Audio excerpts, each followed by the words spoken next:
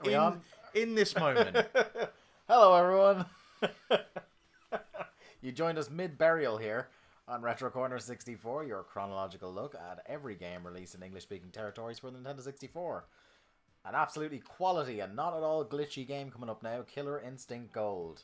This whole thing, from the game to the stream, it's all a fucking disaster. Yeah, we already tried to do this once. Now, to be fair, this is running a lot faster than last time. Yeah. Which leads me to believe that my Mac is slowly dying. It's very selective things that glitch out. Well, that said, it's only certain streams we've had where glitches happen. Yeah. Like, most of them turn out fine, but there's just been a couple that have been like this. KI Gold, and funnily enough, the other one was a fighting game as well. Mortal Kombat Trilogy was fucked. Yeah, but that game's just awful anyway, so... But you know what I mean? Like, yeah, a sure. glitch fest. Yeah. Any memories of Killer Instinct Gold? I know it had a lot of combos. Very much a combo-heavy game. To be honest, like, as much as we are fans of the Nintendo 64, it cannot be stressed that it's not a console, controller-wise, that is made with fighting games in mind. You know, just the app, the FGC, as they call themselves. Yes, the app pad is not conducive for that style of game. The A and B buttons are great, but by that point we were getting a little bit more advanced, and the C buttons just they don't really fit in the context of a fighting game. But I did just win a match there, so I wondered, is there a correlation between the period of time in which controllers got more like that, and like DualShocks, and when the prevalence of people buying their own fight sticks began? I imagine that was going on since the early 90s with your kind of arcade classics and whatnot. But yeah, this was the game that introduced the Combo Breaker, if that's a thing you're familiar with. One of my favourite memes of all time was a picture of every American president in a row, and it's like white guy, Combo Breaker. That's good. But yeah, this game clearly does not emulate very well. There's some real kind of glitchy stuff going on. This is one of the ones where we generally do advocate if you can get your hands relatively cheaply to get the N64 version of these games, but this one in particular. Yeah. If you're really interested in KI Gold, maybe don't trust Yeah, now I wonder if it's because it's got the sort of digitized graphics effects going on similar to Mortal Kombat, so I don't know if that is an issue to do with it. I don't know whether it's just because as we get later and later into the N64's life, whether games will start to, I don't know, just handle better. It's kind of hard to say. It's a bit of a crapshoot at the moment. You know, we're just sort of going on the fly and seeing what happens. Your theory sounds good to me so far. It'll be interesting to see how it bears out. That like the only two games we've had really bad technical messes, like you're seeing here on the screen, were both fighting games with the kind of the digitized graphics. Like I'm curious to see how stuff like Hexen and Doom will hold up. Anything that was ported.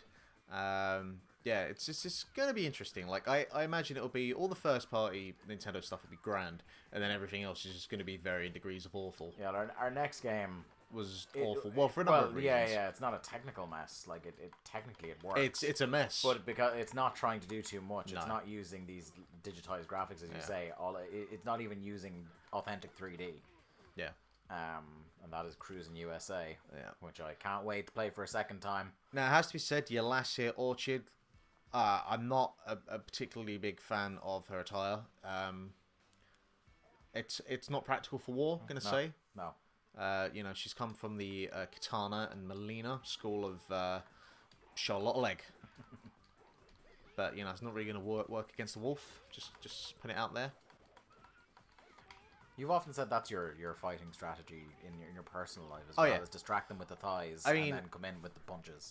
They do call me Calfzilla. They do. They call you the Thigh Commander. Yeah. I'm putting out the orders for fun. Jesus Christ. That sounded as bad as that sounded in my head when I made that joke. It sounded so much worse out here when I got a bit off. Still said it. Still went through with it. And I'm now just hammering buttons. The shoulder buttons don't really seem to do a lot. The stick actually seems to do a ton, I think. Nope, doesn't do anything. Yeah, this game's it's alright. The problem is I'm playing this through 2017 eyes, and if you were to tell me, is this a 50 quid game, I could confidently say no. Yeah. But considering that Killer Instinct's the Xbox One game is actually a free game, free to play. It'll be interesting at the time because at this point you've only got Mortal Kombat Trilogy, which when we look back on it on the brief stream of that, people really didn't like that. You got to think your fighting game fans would have been starved for something like this. Yeah, I mean, like for the N64, the only real game fighting game that seemed to gain any traction as being good was a game called Fighter's Destiny, which was a lot more of a slow-paced tactical, kind of like Tekken, the early Tekken games. Because MK4, no good. No. There was also another game, which was a game called Super Smash Brothers. Oh yeah, there was that. No, there was another one as well. As much as I love that franchise, that first one is. Yeah. No, there was another one which was like a kind of 2D doodle jump style art style game that I can't remember the name of it. Well, we'll get to it. But it's a very rare game, not made by Rare. Right.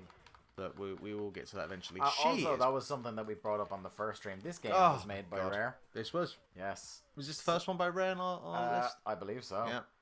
It is safe to say Rare would go on to bigger and better things on the Nintendo 64. Alright, I've died enough. I'm sick of this. Okay, right. That's going to do it for this brief look at Killer Instinct Gold. Not one of the better ports we've had so far.